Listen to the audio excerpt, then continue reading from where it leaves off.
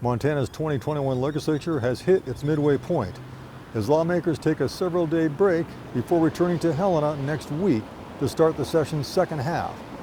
Before they left the Capitol, I spoke with top legislative leaders about their take on action so far, and we caught up with Republican Governor Greg Gianforte as well.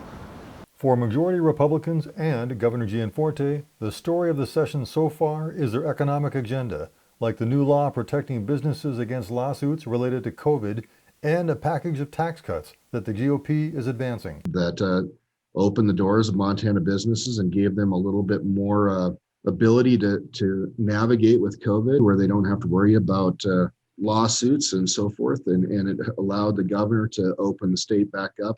The tax credits for trade scholarships, business equipment tax reform, our red tape relief efforts.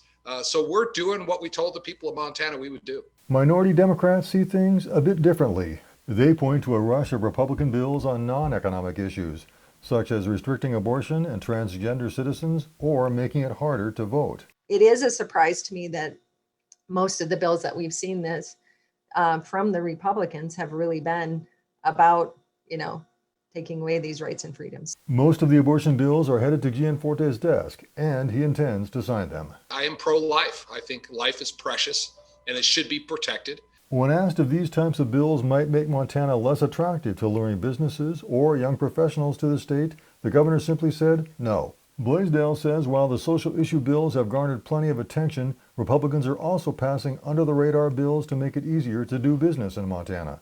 And Democrats say they can point to some victories too, despite their minority status, such as bills still alive to protect data privacy and telemedicine, and the death of several bills that would have undermined organized labor. But everyone agrees that a big unfinished issue for the second half of the session will be ironing out the implementation of recreational marijuana in Montana, as approved by voters last November.